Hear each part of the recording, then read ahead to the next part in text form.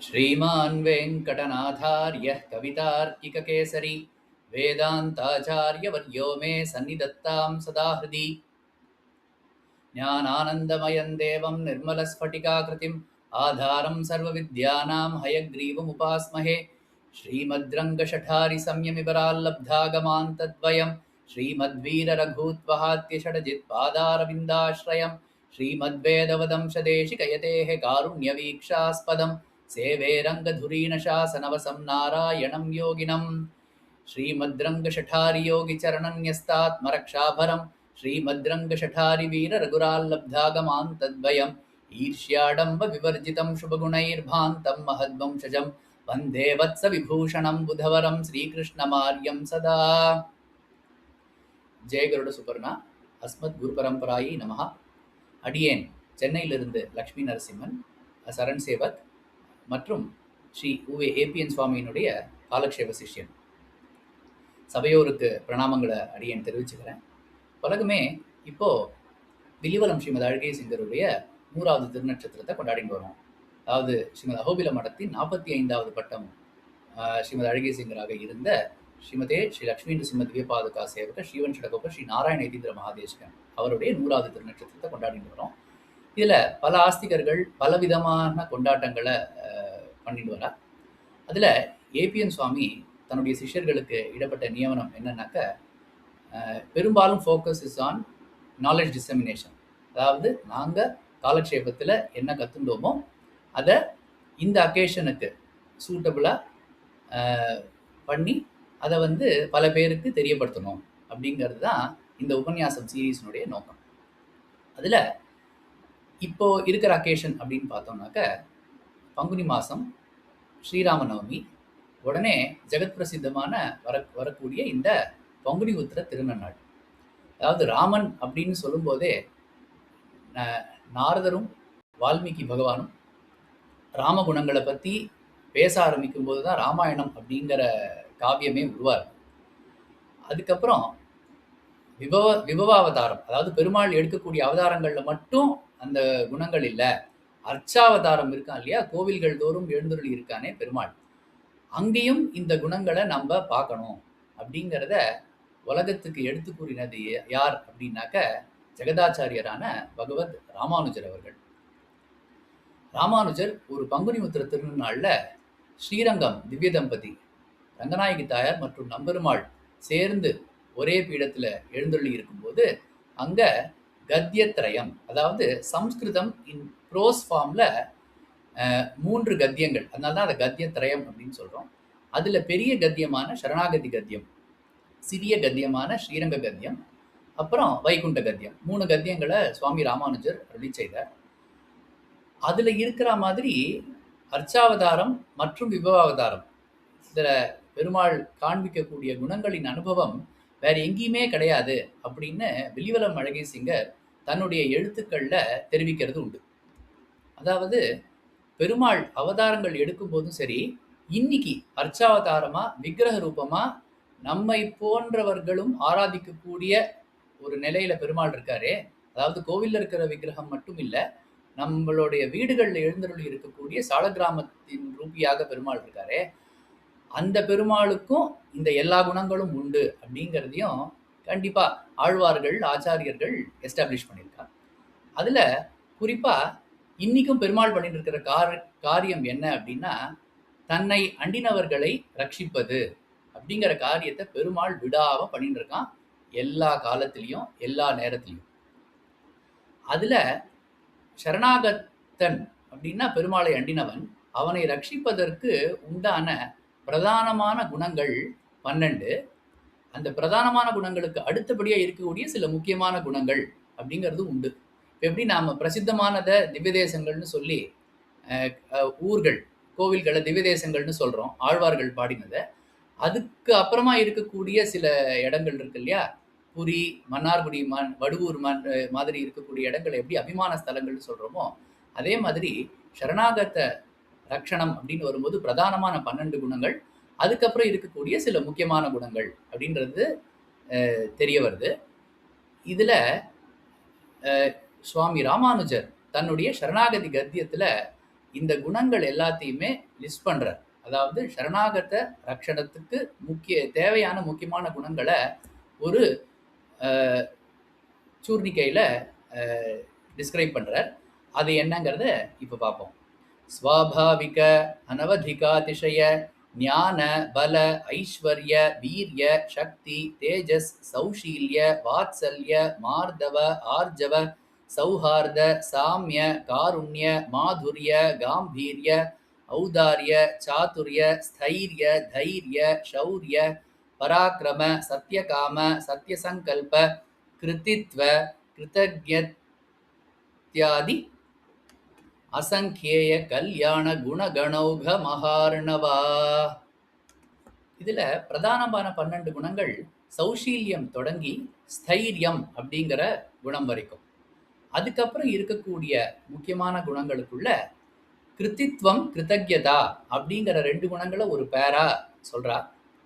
அதுல நம்ம இந்த உபன்யாசத்துல ஃபோக்கஸ் பண்ணி பார்க்க போறது கிருத்தித்வம் அப்படிங்கிற குணத்தை பத்தி தான்.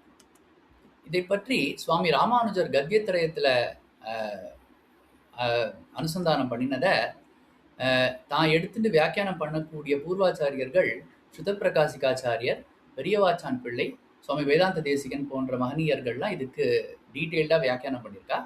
வில்லிவலம் ஸ்ரீமத் அழகிய சிங்கர் தன்னுடைய யூனிக் ஸ்டைலில் இந்த மூணையும் கன்வெர்ஜ் பண்ணி, அதாவது கங்கா யமுனா சரஸ்வதி சேர்ந்து இருக்கக்கூடிய இடத்துல ஒரு பிரயாகராஜ் அப்படிங்கிற ஒரு விசேஷமான ஒரு க்ஷேத்திரம் உண்டாருது இல்லையா, அதை மாதிரி ஒரு அனுபவம் வில்லிவலம் ஸ்ரீமத் அழகிய சிங்கர் எழுதி இருக்கக்கூடிய ஏறார் குணமும் எழுலுவும் அப்படிங்கிற கிரந்தத்தை வாசிக்கும் போது நமக்கு அமையிறது.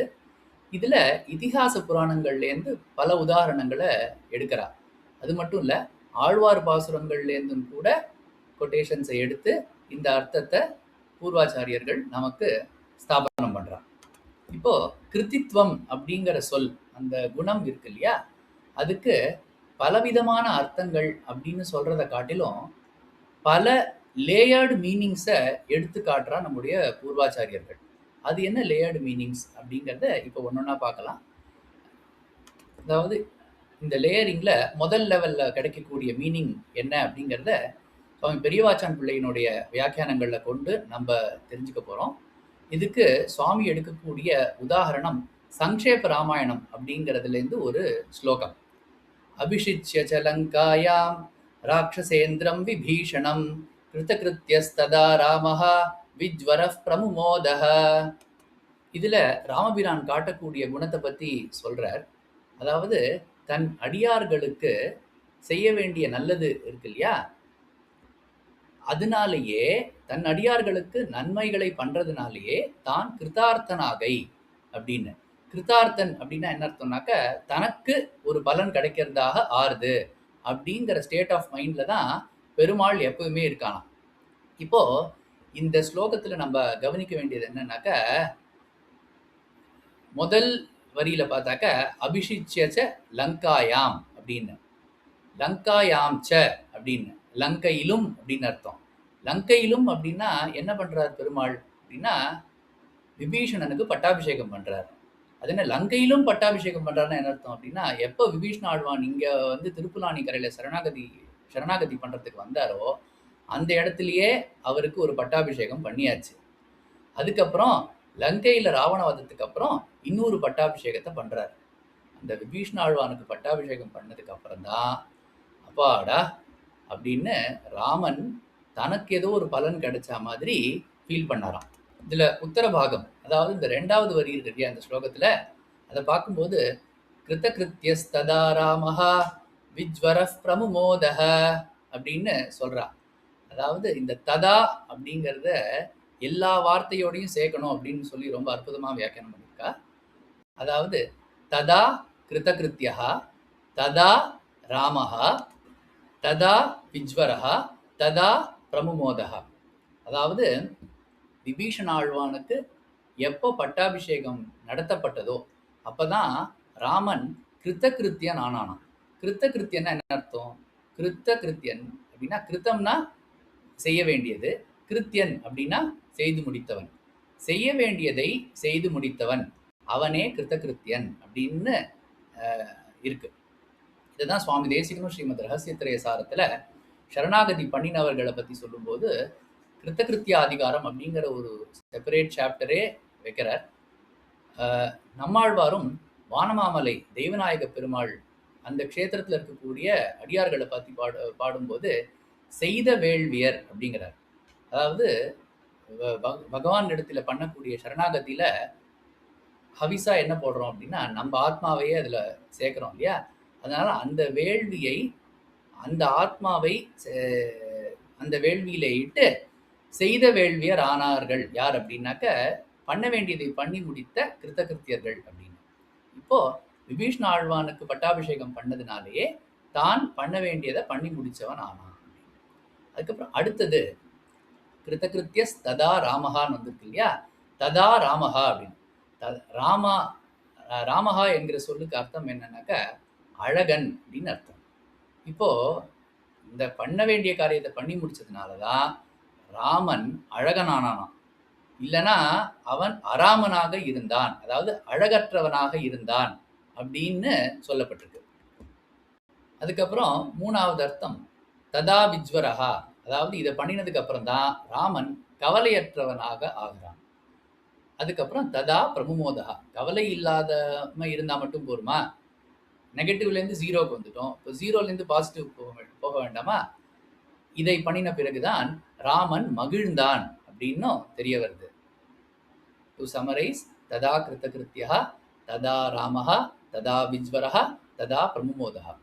இதில் முக்கியமான அர்த்தம் நம்ம பார்க்க வேண்டியது என்ன அப்படின்னா ததா கிருத்தகிருத்தியா அப்படிங்கிற அர்த்தம். ஏன்னா இதுலேருந்து தான் அடுத்த லேயரிங்கே போக போகிறார் நம்முடைய வில்லிவல்லம் ஸ்ரீமத் அழகேசிங்கர். அதாவது விபீஷணனுக்கு பட்டாபிஷேகம் நடந்ததுங்கிறது விபீஷணனுக்கு தான் நன்மை. ஆனால் ராமன் என்ன பண்ணுறாரா, அது தனக்கு ஏற்பட்ட நன்மை, அடியேன் பெற்ற நன்மையே அப்படின்னு நம்ம சொல்கிறோம் இல்லையா. அது மாதிரி அது ஏதோ தனக்கு ஏற்பட்ட நன்மையாகவே ராமன் கருதுறாராம்.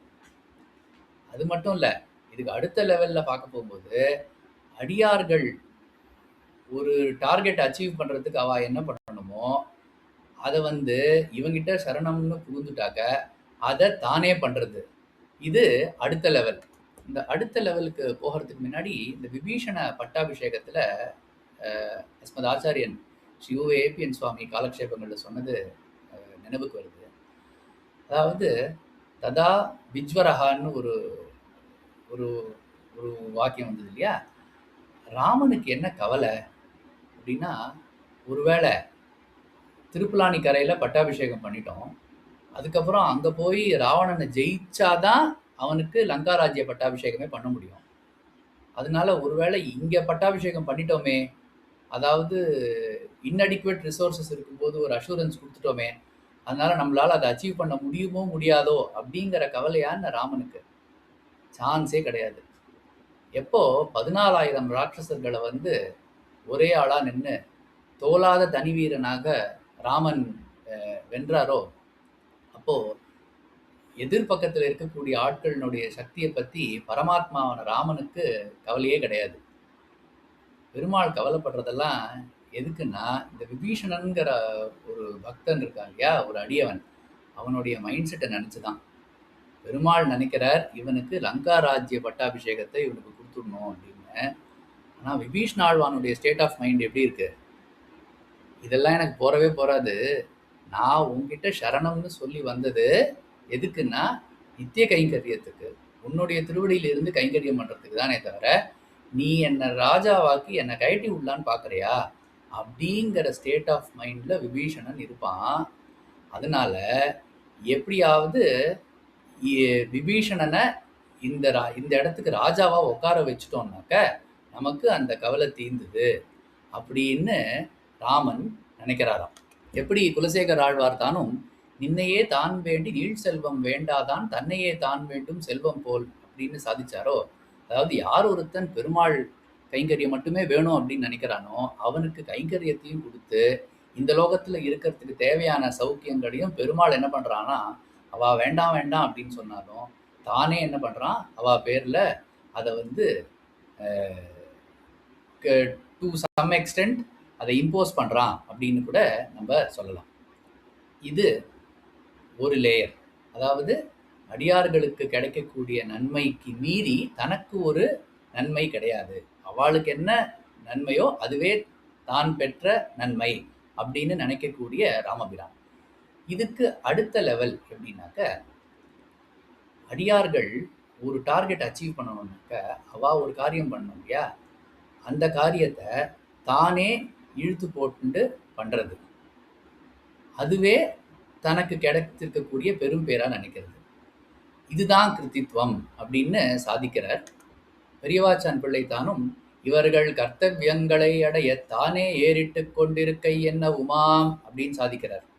இதுக்கு எடுக்கக்கூடிய திருஷ்டாந்தம் வராக சரமஸ்லோகம். அதாவது பெருமாள் வராக அவதாரம் எடுத்து இரண்யாட்சன் இடத்திலேருந்து பூமி தேவியை மீட்டெடுக்கிறார். அப்போ பூமி தேவி பெருமாள்கிட்ட பிரார்த்திக்கிறார், என்ன காப்பாத்திட்டீங்க, இந்த சம்சாரத்துல இருக்கக்கூடிய இத்தனை ஜீவர்கள் இப்படி கஷ்டப்பட்டு இருக்காளே, இவாளுக்கு நீங்க என்ன பண்ண போறீங்க அப்படின்னு அவ அந்த இடத்துல எங்க சுவாமி சொல்வார், அவ ஸ்ட்ரைக் பண்றா, வரமாட்டேங்கிறா அப்படின்னு சாதிப்பார். ரொம்ப சுவாரஸ்யமா இருக்கும். அப்ப வராக பெருமாள் பூமி பிராட்டிக்கு ஒரு அஷூரன்ஸ் கொடுக்குறார். அதாவது எவன் ஒருவன் தான் நன்னாய் இருக்கிற காலத்துல என்கிட்ட ஒரு தரம் சரணம் அப்படின்னு சரணாகதி பண்றானோ அவன், இப்போ பொதுவாக நம்ம என்ன நினச்சிட்டு இருக்கோம், எல்லாரும் போகிற நேரத்தில் அவள் காதில் வந்து பகவன் நாமாவை சொல்லுன்னு சொல்லிட்டு இருப்பார் இல்லையா. அப்புறம் அவளும் அந்த அஜாமிலோபாக்கியானத்துக்கு கூட எல்லாரும் அவன் நாராயணான்னு கடைசி நேரத்தில் கூப்பிட்டான், பெருமாள் விஷ்ணு தூத்தாள் வந்து அவனை கூட்டின்னு போயிட்டா அப்படின்னு சொல்லுவா இல்லையா. அந்த மாதிரி அந்திம ஸ்மிருதி அப்படின்னு சொல்லுவோம். அந்திம காலத்தில் வரக்கூடிய ஸ்மிருதி, நினைவு. கடைசி காலத்தில் அவன் என்னை நினைவு வைத்து கொள்ள வேண்டிய நிர்பந்தம் இல்லை அப்படிங்கிற அஷூரன்ஸை பெருமாள் பூமி தேவிக்கு கொடுக்குறார். அதாவது எவன் ஒருவன் நன்னா இருக்கும்போது என்கிட்ட ஒரு தடவை சரணம் அப்படின்னு சொல்லிட்டானோ அவனை என்ன பண்றேன், நான் நினைவு வச்சுட்டு கூட்டிட்டு போறேன் அப்படிங்கிற அஷூரன்ஸை பெருமாள் கொடுக்குறார். ஸ்திதே ஸ்திதே மனசி சுஸ்வஸ்தே ஷரீரே சதியோ நரஹா தாத்து சாமியே ஸ்திதே ஸ்மர்த்தா விஸ்வரூபஞ்ச மாமஜம் ததஸ்தம் மிரியமானந்து காஷ்டபாஷாண சந்நிபம் அகம் ஸ்மராமி மத்பக்தம் நயாமி பரமாம் கதி.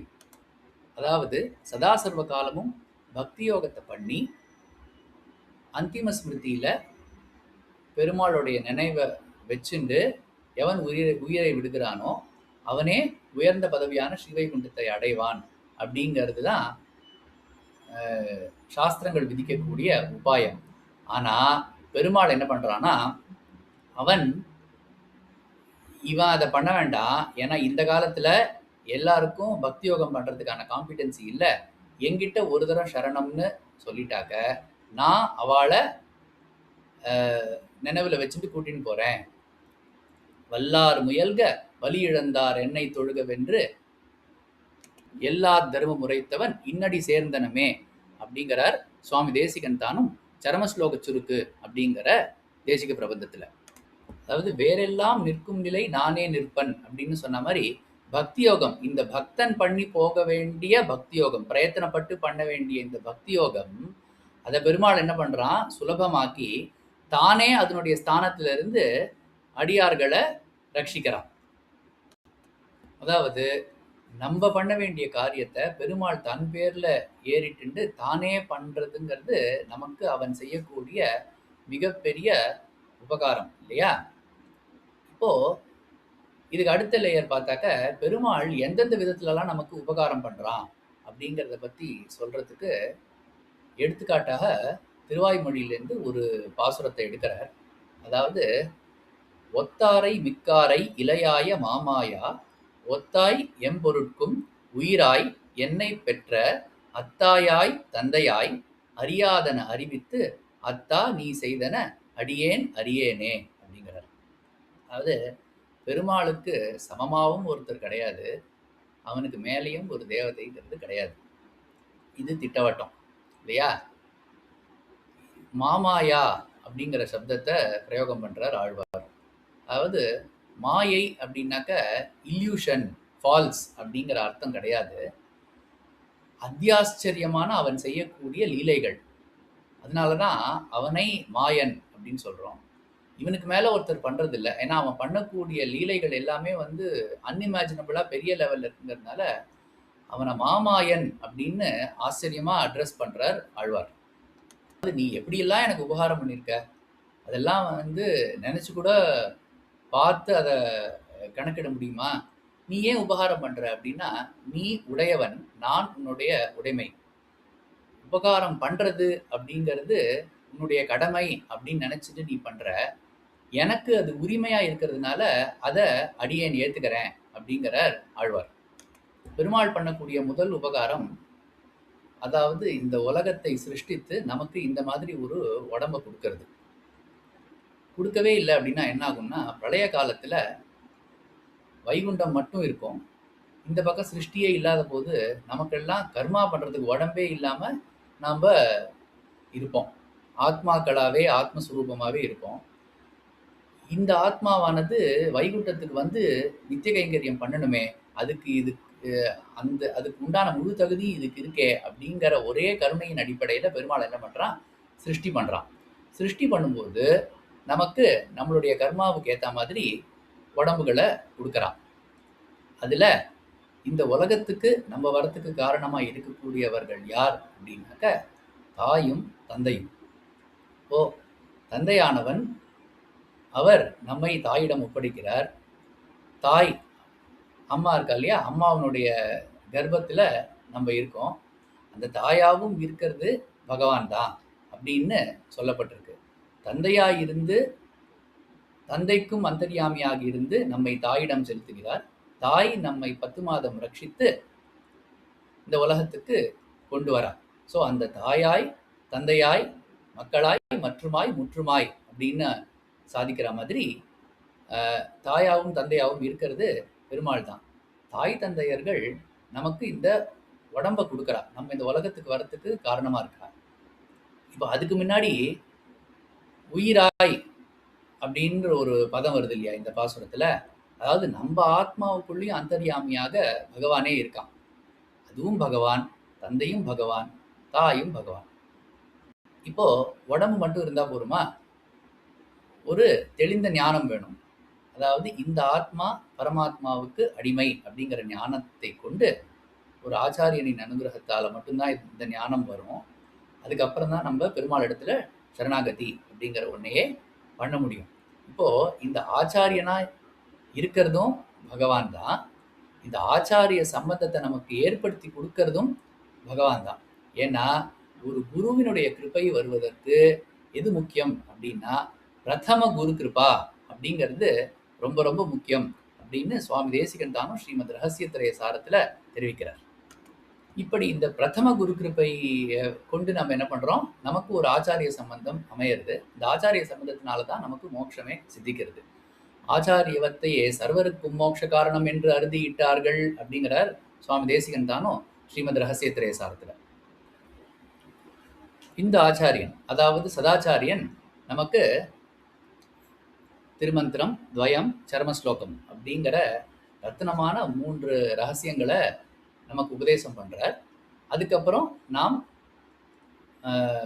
மனம் வந்து எம்பெருமானிடத்திலே ஆச்சாரிய அனுகிரகத்தினால நாமும் சரணாகதி செய்கிறோம்.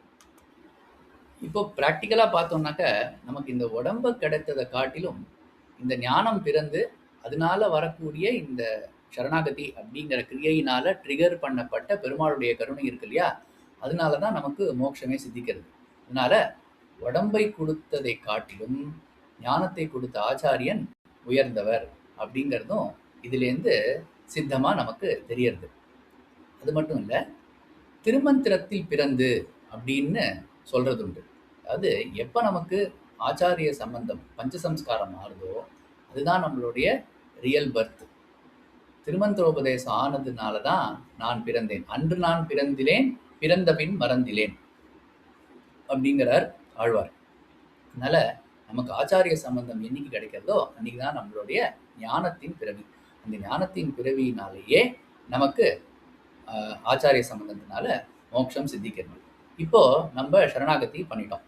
சரணாகதி பண்ணினதுக்கு அப்புறம் உத்தர கிருத்தியம், அதாவது உத்தர காலம்னா போஸ்ட் சரணாகதி நம்ம எப்படி இருக்கணும் அப்படிங்கிற ஒரு கேள்வி வருது. இதுக்கு பல விதத்திலையும் பதில்களை சுவாமி தேசிகன் ஸ்ரீமத் ரகசிய திரைசாரத்தில் சொல்லியிருக்கார். இப்போ பெருமாளினுடைய கிருதித்துவம் அப்படிங்கிற குணத்தை தான் நம்ம பார்த்துட்டு வரோம் இல்லையா? இப்போ பல நன்மைகளை பெருமாள் பண்ணியிருக்கான் அப்படிங்கிறத பார்த்துட்டோம். இதுல இன்னொன்று இருக்கு. அதாவது ஜாயமானம் ஹி புருஷம் அப்படின்ற ஒரு சாந்தி பருவம் மகாபாரதத்தில் வரக்கூடிய ஸ்லோகம். இதை சுவாமி தேசிகன் பரதேவதா பாரமார்த்திய அதிகாரத்தில் எடுக்கிறார். அதாவது எவன் ஒருவன் தன் தாயின் கர்ப்பத்தில் இருக்கும்போது அவனை சர்வேஸ்வரனான ஸ்ரீமன் நாராயணன் கட்டாட்சிக்கிறானோ அவன்தான் மோட்சத்தை பற்றி கொஞ்சம் யோசிப்பான் அப்படின்னு இருக்கு. அதாவது தாயின் கர்ப்பத்திலேருந்து நம்மளை ரட்சிச்சுண்டு வரக்கூடிய அதுக்கு முன்னாடியிலேருந்தும் நம்மளை ரட்சிச்சுண்டு வரக்கூடிய இந்த பரமாத்மா இருக்கான் இல்லையா, அவன் நமக்கு பலவிதமாக உபகாரங்களை பண்ணுறான் அப்படிங்கிறதையும் நம்ம பார்த்துட்டோம். சுவாமி தேசிகன் உபகார சங்கிரகம் அப்படிங்கிற ஒரு தனி ரகசியமே இதுக்காக பண்ணியிருக்கார்.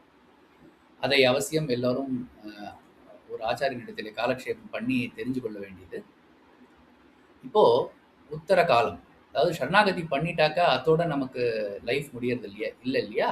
இந்த லைஃப் முடிகிற வரைக்கும் நாம் இங்கேயே இருந்துட்டு நல்ல விதத்தில் மகா விஸ்வாசம், அதாவது சரணாகதிங்கிற ஒன்று பண்ணிட்டோம், பெருமாள் எப்படியும் நம்மளை காப்பாற்றிடுவான். அதான் வராக பெருமான் பூமி தேவிக்கிட்டே அஷூரன்ஸ் கொடுத்துட்டானே, அதுக்கு மேலே அவனால் திரும்பி போக முடியுமா? முடியாது. அதனால நம்ம அந்த மகா விஸ்வாசத்தை சஸ்டெயின் பண்ணிட்டு இந்த உலகத்திலேயே இருக்கணும் இல்லையா? அதுக்கு என்ன பண்ணணும் அப்படின்னா நம்மளுடைய ஸ்வதர்மத்தை பண்ணிகிட்டே இருக்கணும். இப்போது நம்ம ஸ்வதர்மத்தை பண்ணணுங்கிறத எப்படி நம்ம தெரிஞ்சுக்கிறது அப்படின்னா அதையும் பெருமாள்கிட்டேருந்தே தான் தெரிஞ்சுக்கணும் அப்படிங்கிறா நம்மளுடைய பெரியோர்கள். கீதாச்சாரியன் தானும் அர்ஜுனனிடத்தில் பகவத்கீதையில் சொல்கிற ஒரு ஸ்லோகத்தை இங்கே கோட் பண்ணுறா. அதாவது பெருமாள் எப்படி எல்லாமாவும் இருக்கானோ அவனே ஆச்சாரியனாகவும் இருக்கான். தனக்கு பகிரங்கமாக ஆச்சாரியன் அப்படிங்கிற ஒரு ஸ்தானம் வேணுங்கிறதுக்காக அவன் கீதையை உபதேசித்து கீதாச்சாரியன் அப்படிங்கிற ஒரு பேரையும் அவன் தனக்காக தன் மேலே எடுத்துக்கிறான். அதில் வரக்கூடிய ஒரு ஸ்லோகம், நமே பார்த்தாஸ்தி கர்த்தவ்யம் திரிஷு லோகேஷு கிஞ்சன நானவாப்தமவாப்தவ்யம் வர்த்த ஏவச்ச கர்மணி. பெருமாள் சொல்கிறது, இந்த பார அர்ஜுனா, நான் சர்வேஸ்வரன், நான் தான் அல்டிமேட்டு. எனக்கு இந்த மாதிரி ஒரு அவதாரம் நான் பண்ணுறேன் இல்லையா, அதில் கர்மாவை பண்ணி தான் அந்த சர்வேஸ்வரத்துவம் அப்படிங்கிறத ரீட்டைன் பண்ணிக்கணும் அப்படிங்கிற ரிக்குவயர்மெண்ட் கிடையாது. இப்போ பிரம்மா இந்திரன் போன்ற தேவர்கள் கூட அதே பதவியில் இருக்கிறதுக்கு சில வேலைகள் பண்ணணும். ஆனால் பெருமாளுக்கு ஈஸ் அ கிருத்தியன், அதனால் புதுசாக அவன் பண்ணி தான் இதை ரீட்டைன் பண்ணணும், சஸ்டெயின் பண்ணணும் அப்படிங்கிறதுக்கான தேவை கொஞ்சம் கூட இல்லாதவன். ஆனாலும் பெருமாள் சொல்கிறான், நான் எந்தெந்த ஜென்மா எப்படி எடுக்கிறேனோ அந்தந்த குலத்துக்கு உண்டான தர்மத்தை நான் ஃபாலோ பண்ணுறேன் அப்படிங்கிறான். ஏன்னா பெருமாளே தான் சொல்கிறான், சாத்துர்வர்ணம் மயா சிருஷ்டம்னு. அவனே கிரியேட் பண்ணுறான். கிரியேட் பண்ணுறவா எல்லாரும் அதை ஃபாலோ பண்ணணும் இல்லையே. இப்போது ஒரு அலுவலகத்தில் ஒரு சேர்மேன் இருக்கார், அந்த ஆஃபீஸில் வேலை பார்க்குற மற்றவா எல்லாருக்கும் பயோமெட்ரிக்கு பஞ்சிங் சிஸ்டம் அதெல்லாம் சொல்லியிருக்கா இல்லையா, இத்தனை டைமுக்கு வரணும், இந்த டைமுக்கு வரலன்னாக்கா ஒரு நாள் 2 நாள் லேட் அலோவ் பண்ணுவோம், அதை மீறி லேட்டாக வந்தேன்னாக்கா லீவை கட் பண்ணுவோம், அன்றைக்கி சேலரி கட்டு, அந்த மாதிரி எத்தனையோ ரெஸ்ட்ரிக்ஷன்ஸ் இருக்குது. ஆனால் இது சேர்மனுக்கு இருக்கோ? இல்லை. அவளை யாரும் கேள்வி கேட்க முடியாது. ஆனால் இந்த இடத்துல தலைவனான பெருமாள் என்ன சொல்கிறான், நான் வித் அபண்டன்ட் காஷன் அந்த வர்ணாசிரம தர்மங்களை நான் கடைபிடிக்கிறேன். ஏன் அப்படின்னா, இப்போது ஃபார் எக்ஸாம்பிள் இந்த கிருஷ்ணாவதாரத்தில் யாருக்கு இவன் பையனாக பிறந்திருக்கான் அப்படின்னா வசுதேவருக்கு பையனாக பிறந்திருக்கான். வசுதேவருக்கு பையனாக பிறந்து அந்த ஃபேமிலிக்குன்னு ஒரு ரெப்புடேஷன் இருக்கு இல்லையா, அதை மெயின்டைன் பண்ணணும். இப்போது நானே என்னுடைய கர்மாக்களை பண்ணாமல் போயிட்டேன் அப்படின்னு வச்சுக்கோ, கிருஷ்ணனே பண்ணல, நான் எதுக்கு பண்ணணும் அப்படின்ற ஒரு பொசிஷனை நம் போன்ற ஜீவர்கள்லாம் எடுத்துட்டோம் அப்படின்னா உலகமே என்ன ஆகிடும், ரொம்பவே அனர்த்தமாக போயிடும் இல்லையா. அந்த அனர்த்தத்திலேருந்து நம்மளை காப்பாற்றுறதுக்காக தான் பெருமாள் தானும் தன்னுடைய ஸ்வதர்மத்தை விடாமல் கடைப்பிடிச்சுட்டு வரான் அப்படிங்கிற உண்மையை அவனே அர்ஜுனனிடத்தில் தெரிவிக்கிறான். இப்படி பெருமாள் தானும் எப்படி பலவிதமாக நமக்கு உபகாரங்களை பண்ணுறான் அப்படிங்கிறத பார்த்தோம். பலவிதமான நன்மைகளை எப்படி பண்ணுறான் அப்படிங்கிறதையும் பார்த்தோம். இதுக்கு எல்லாத்துக்கும் அடிப்படையான காரணமா இருக்கக்கூடிய இந்த கிருத்தித்வம் அப்படிங்கிற குணமே இதுக்கெல்லாம் காரணமா இருக்கு. அதாவது அடியார்களுக்கு நன்மையை பண்றதுனாலேயே தான் பலன் பெற்றதாகை அப்படிங்கிறது ஃபர்ஸ்ட் லேயர். அதுக்கப்புறம் அடியார்கள் செய்ய வேண்டிய கர்மாக்கள் இருக்கு இல்லையா, அதை தானே தன் பேர்ல ஏறிட்டு பண்றது, பல விதத்திலையும் உபகாரமாக இருப்பது. பல விதத்திலையும் உபகாரமா இருந்தாலும் நம்ம அதோட ரெஸ்பான்சிபிலிட்டி முடிஞ்சுள்ள தான் உலகத்தாருக்கு எடுத்துக்காட்டாக இருக்கணும் அப்படிங்கிறதுக்காக தனக்கு தேவையே இல்லை அப்படின்னா கூட, தான் கிருத்தகிருத்தியனாக இருந்தால் கூட, தான் எடுத்திருக்கக்கூடிய அவதாரத்துக்கு ஏற்ற மாதிரி அதற்கு உண்டான தர்மங்களை எப்படி பரிபாலனம் பண்ணிட்டு வரானோ பெருமாள், அதன் மூலமா நமக்கு அனர்த்தம் நேரிடாமல் நம்மளுடைய மகா விஸ்வாசத்தை சஸ்டெயின் பண்ணி, நாமும் சரணாகதிக்கு அப்புறமா பெருமாளே அப்படி இருந்திருக்கான், அதனால நாமும் நம்முடைய கர்மாக்களை விடக்கூடாது அப்படிங்கிற பூர்வாச்சாரியர்கள் நமக்கு கொடுத்துருக்கக்கூடிய டைரக்ஷன்ஸை பேஸ் பண்ணி நாமும் நம்ம லைஃப்பை லீட் பண்ணி எப்படியும் ஏதத் தேகாவசானே மாம் அப்படிங்கிற ரீதியில் நம்ம பண்ணியிருக்கிற சரணாகதிக்கு ஏற்ற மாதிரி இந்த இந்த தேக யாத்திரையினுடைய முடிவில் நாமும் முக்தியை அடைய போகிறோம் அப்படிங்கிற மகா விஸ்வாசத்தோடு இருக்கும். இப்போ இதில் ஒரே ஒரு டேக்அவே என்ன அப்படிங்கிறதுக்கு வில்லிவலம் அழகிய சிங்கர் இந்த கிருத்தித்வம் அப்படிங்கிற குணத்தை பற்றி சொல்லும்போது சொல்கிறார்.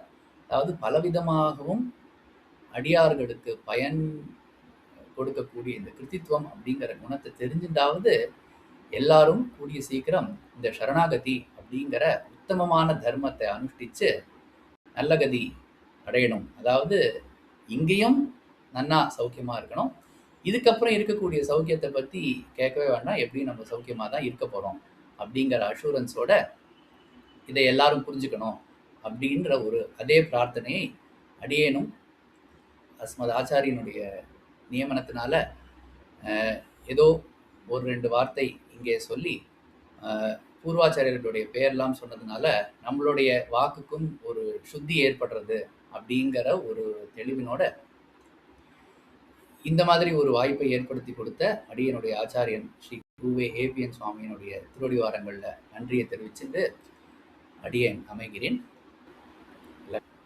கவிதார்க்கிக சிம்ஹாய கல்யாண குணசாலினே ஸ்ரீமதே வெங்கடேஷாய வேதாந்த குரவே நமஹ. ஸ்ரீகிருஷ்ணமாரியம் கருணாலயந்தம் வேதாந்த யுக்மம் சமதீதவந்தம் வத்சாபிஜாத்தம் விதுஷாம்பரேண்யம் ஸ்ரீபாஷ்ய சிம்மம் பிரணமாமி நித்யம். ஸ்ரீமதே வாத்ஸ்யஸ்ரீ கிருஷ்ணமாரிய மகாதேசிகாய நமஹ. அஸ்மத் குரு பரம்பராயை நமஹ. அடியேன் தாசன். நமோ நாராயண. ஜெயகுரு சுப்பர்ணம்.